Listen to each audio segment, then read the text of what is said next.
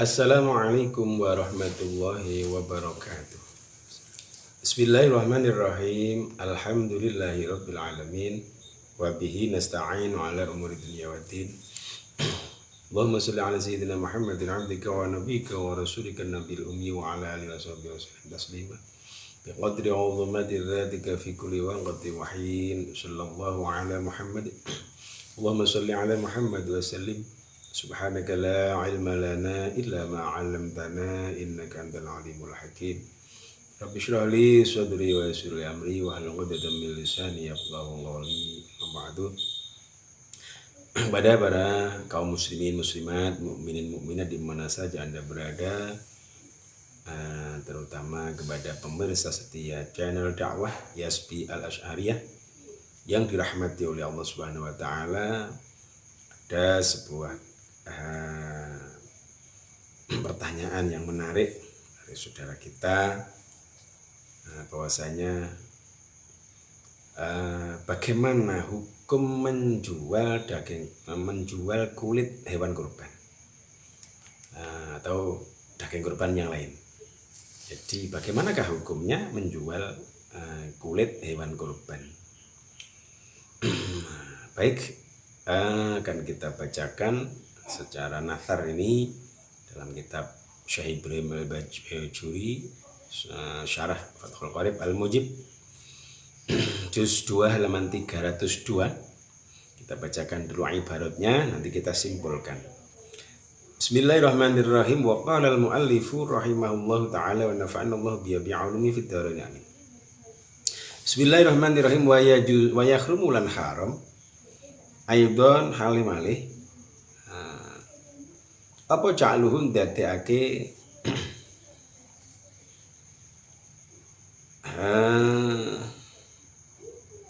jildul udhiyah, kulit kurban, ujrotan ing dadi ongkos lil jazari maring wong kang tukang jagal, tukang beleh kurban. Tegese li annahu krana setuhune ja'aluhu ujrotan iku fi maknal ba'i ing dalem maknane dol tinuku. Fa in atahu mung lamun awes sapa wong niku yang dimaksud mudhohi, orang yang berkorban, atau wakiluhu, wakilnya panitia kurban, lahu maring jazar la ala annahu ora ing atase stune jildu iku ujaratun ongkos atau apa bal sedekahun balik sedekah lam yahrum mangga ora haram apa atuh. Ini yang pertama. Jadi menjadikan kulit kurban itu untuk ongkos kepada orang yang menyembelih kurban atau jagalnya, ini tidak diperbolehkan, karena ini sama juga dengan artinya dengan jual beli. Jual beli. Tetapi kemudian apabila akadnya kita memberikan kepada orang yang menyembelih kurban tadi itu bukan untuk mengongkosi itu, tapi sebagai sedekah, maka itu tidak haram, diperbolehkan. Makanya di sini yang terpenting adalah akadnya. Maka lisan ini memang sangat penting. Kata-katanya harus kita katakan. Jadi yang menyembelih itu biasanya membantu panitia, membantu Pak Yai niat tabarruk lillahi ta'ala, tidak minta ongkos untuk ibadah. Kemudian kita memberinya juga tidak terkait dengan ongkos itu, kita memberikannya sebagai sedekah. Maka itu diperbolehkan. Apa bisa itu terjadi? Bisa. Kalau di pondok pesantren, di pondok-pondok salaf itu memang panitia itu niatnya lillahi ta'ala, tidak ada yang minta bayaran. Karena apa? Di pondok pesantren salaf itu memang terbiasa ada namanya ro'an. Ro'an itu kalau bahasa Indonesia kerja bakti lah, ikhlas lillahi ta'ala. Itu terbiasa. Tadi membantu Pak Yai itu menyembelih kurban, terus kemudian memotong-motong, membagi-bagi dagingnya. Itu niatnya memang lillahi ta'ala, untuk beribadah semata-mata. Kalau di lingkungan pesantren salaf memang sering terjadi seperti itu. Sering kerja bakti ro'an. Artinya ro'an itu kerja membangun yang tidak dibayar itu. Maka itu bisa terjadi. Jadi kita memberinya bukan untuk memberi upah karena dia ikut memboleng korban itu, tapi kita bersedekah kepadanya. Dia bersedekah, lillahi ta'ala, membantu agar terlaksana kurban dengan baik. Kita juga memberi sana dengan tidak terkait dengan usahanya, pekerjaannya menyembelih itu. Jadi saling lillahi ta'ala. Ucapan yang penting, karena ucapan ini menentukan. Akad ini adalah ucapan, karena yang dinilai fikih itu adalah ucapan.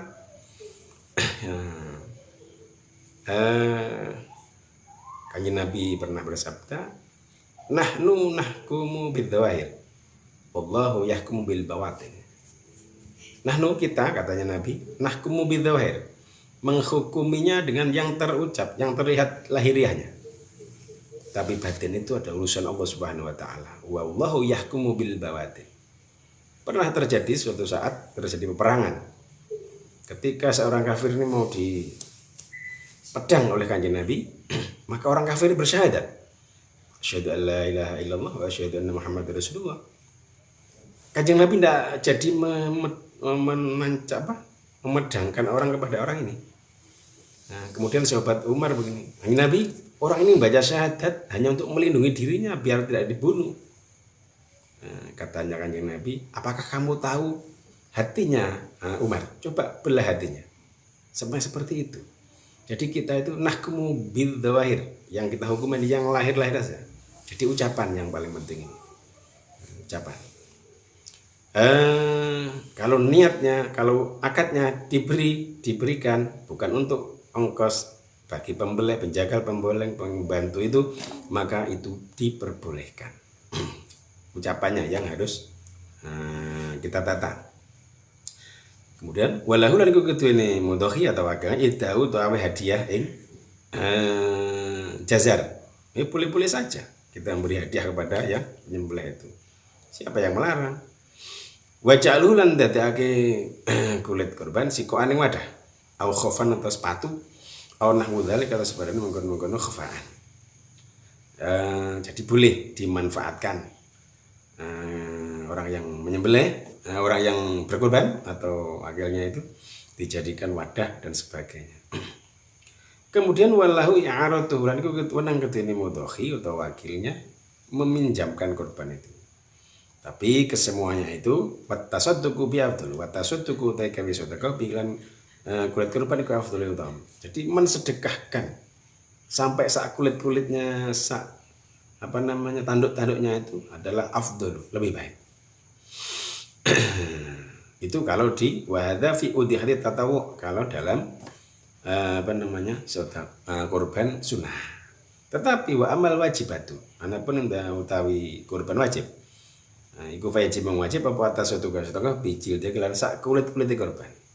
Jadi kalau kurban itu wajib, maka wajib disedekahkan semuanya sampai sak kulit-kulitnya. Itu yang pertama. Bisa kita sempurnakan dengan kitab Kifayatul Akhyar ini, juga juz 2 halaman 234. Bismillahirrahmanirrahim. Kita baca takbirnya, nanti kita simpulkan di belakang. Wa alam lan wa rasul anna mau di al udhiyati stune panggonane kurban iku alinti fa'u alat manfaat. Fala yajuzu mangko ora ana apa bai'uha adul udhiyah wala yabi'u bal wala yabi balik lan ora adul sapa wong jildaha ing kulite kurban. Jadi fokusnya pada kurban itu ada intifa, jadi memanfaatkannya. Jadi maka tidak boleh menjual kurban atau bahkan sak kulit-kulitnya tidak boleh untuk diperjualbelikan. Wala yajuzu ora menang apa ja'aluhu ujratan jazar wa in kana tatawuan, tadi itu sudah untuk memberi ongkos jagal atau penyembelihnya atau wakilnya tidak boleh. Bal yatasaddaqu bi al-mudhi aw yatakhidu bi ma yantafi bi khaufin aw na'lin. Balik yatasaddaqu, yang disunahkan adalah, yang dilakukan adalah mensedekahkan. Sedekah, mensedekahkan kurban, atau membuatnya dari itu diambil manfaat untuk membuat sepatu, misalnya membuat alas kaki atau timba yang dimanfaatkan oleh dirinya sendiri. Kemudian wala yujiru lan ora nyewaake sapa kurban. Jadi Jadi juga tidak boleh disewakan karena ya itu termasuk juga fi makna baik. Wal qarnu utawi sungu iku kal jildi kaya kulit. Jadi tidak boleh menjual kurban atau menyewakannya. Ini yang selanjutnya. Kemudian dilanjutkan ini tatimah. Wa inda Abi Hanifah lan muga Imam Abu Hanifah rahimahullah annahu stune lakuan iku ya sunah. Apa bai'uhu adul jildil kurban, jildil udhiyah. Kulit kurban wa tasaddaq ulan gawe sedekah sapa wong mudhahi atau wakilnya bisaman kelawan regane jildil niwau jildil kurban wa ayastariya lan yen tuku sapa wong bi'aini lan kahanane saman maing barang yang tafi kang ngalam manfaat saman bi lawan ma fil bait dilama. Imam Abu Hanifah ini membolehkan menjual kulit kurban. Kemudian disedekahkan harganya sebagaimana tasarufnya kurban. Atau membeli dengannya untuk sesuatu yang bermanfaat di rumah kita. Kemudian lanal qiyasu ala lahmi wa an sahibi takrib hikayatan. Sahibi takrib mu'alif kitab takrib Syekh Muhammad bin Qasim Al-Ghazi menyampaikan pendapatnya yang tidak lazim bahwasanya ya juzu bai annahu ya juzu bi'ul jildi. Anahu sudah dilakukan ya junang apa bai'ul jildi al kulit wa yasrafu lan nasra pakai sebuah tamanahu ing regane jildi masrafal udhiyah ing nggon tasarruf udhiyah. Diperbolehkan oleh mu'alif kitab takrib Syekh Muhammad bin Qasim Al-Ghazi bahwasanya menjual kulitnya itu boleh. Kemudian harganya tadi ditasarufkan untuk atau sebagaimana tasarufnya kurban. Ini beberapa yang takbir. Sekarang kesimpulannya. Yang pertama, daging kurban sunnah. Pembagiannya adalah dibagi 3 macam, 3 bagian, sepertiga. Sepertiga itu bagi orang yang berkorban. Sepertiga lagi bagi disedekahkan kepada fakir miskin. Yang sepertiga lagi dihadiahkan kepada orang-orang yang tidak miskin, mungkin kaya ke atas, kelas menengah ke atas. Bedanya kalau ke fakir miskin itu adalah at-tamlik, kepemilikan.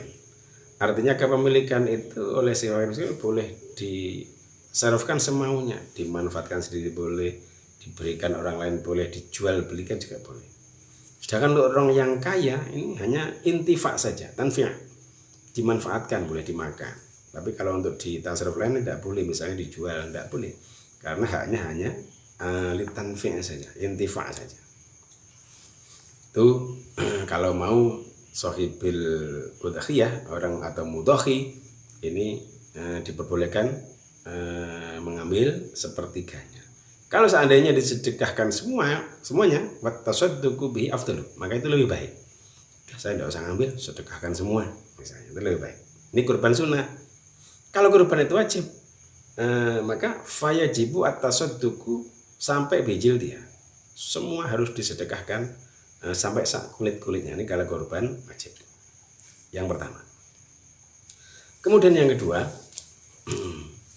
kulit kurban, ini bahasanya tidak boleh digunakan untuk opah kepada orang yang menyembelih atau jagalnya atau pembolengnya atau yang membantu itu, tidak boleh. Tapi kalau kita memberikannya ke sana dengan akad bahwasanya kita memberikan sedekah kepadanya, itu diperbolehkan. Makanya harus jelas nih ucapan penting ini, akad ini, karena yang dinilai itu adalah lahiriahnya. Kanjeng Nabi, syariat itu yang dinilai adalah lahiriahnya, batin tidak tahu. Batin yang tahu hanya Allah Subhanahu wa ta'ala. Nahnu nahkumu bidzawair. Kemudian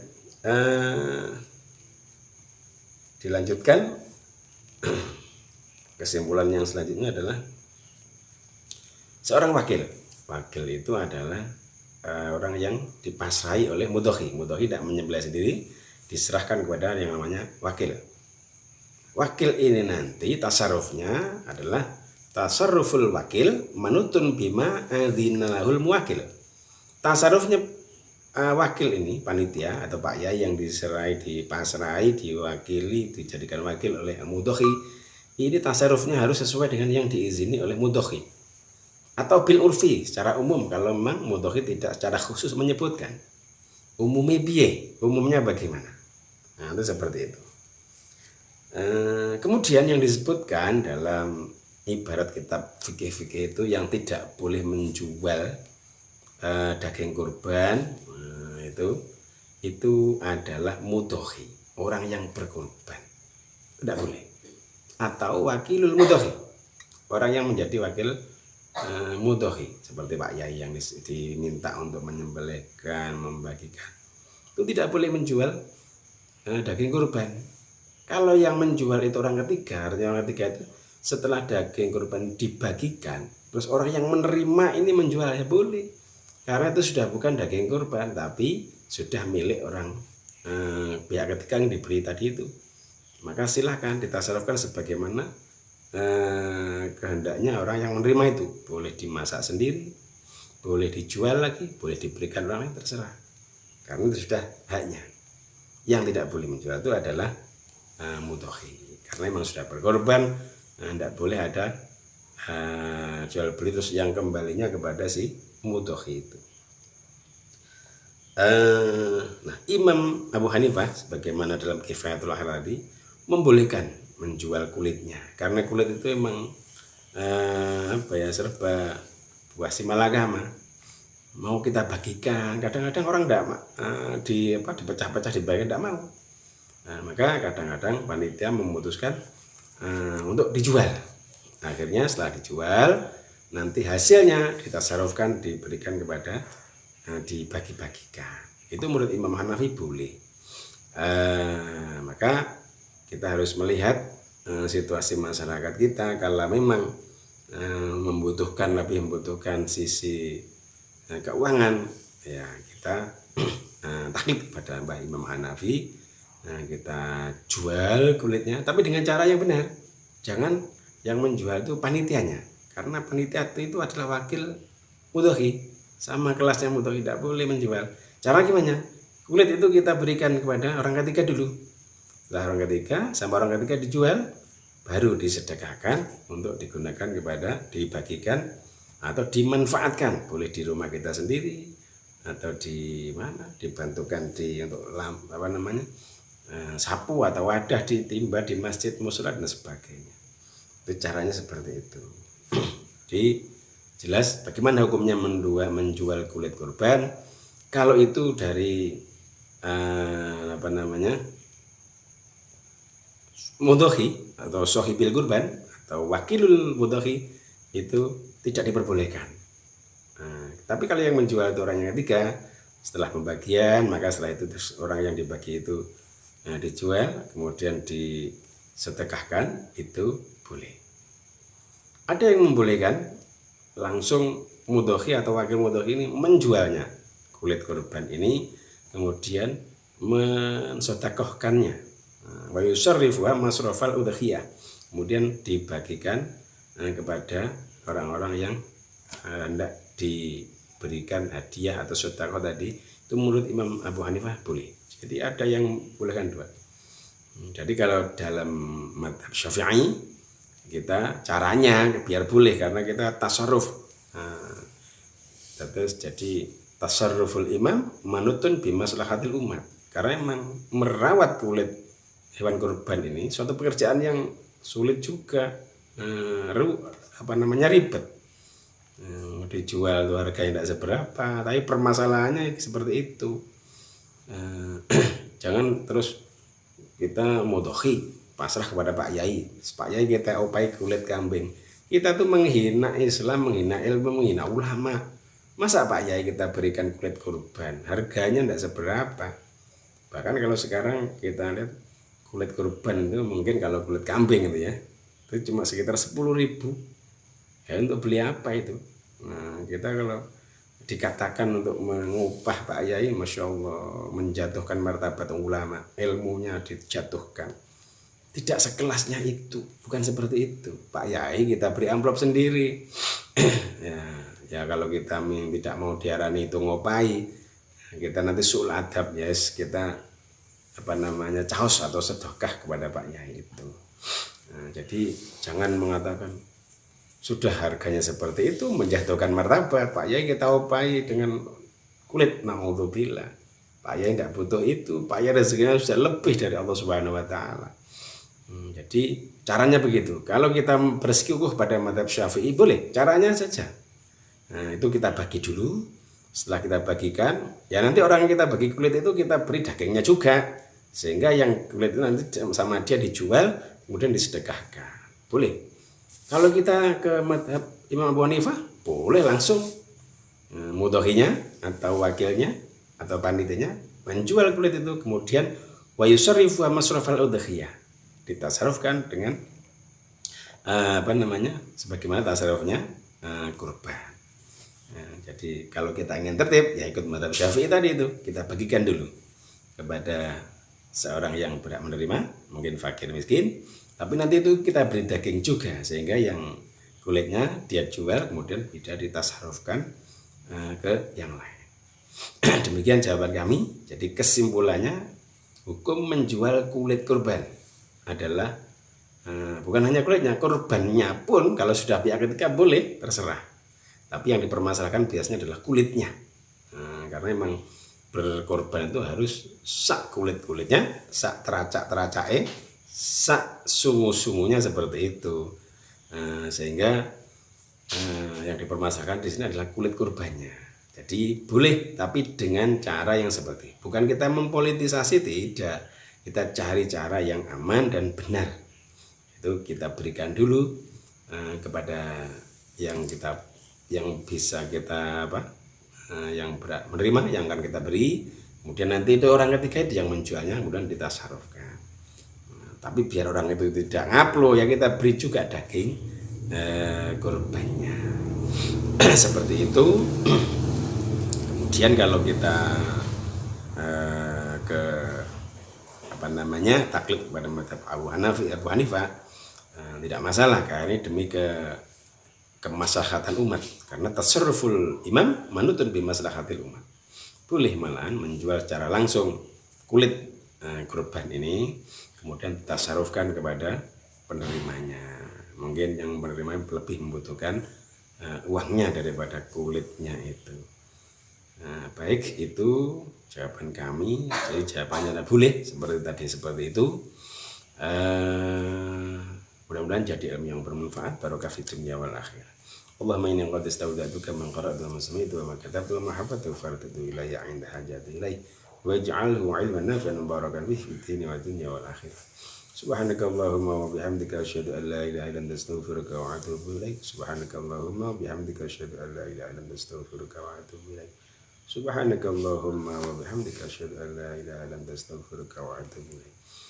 Walafu minkum akhiran. Assalamualaikum warahmatullahi wabarakatuh.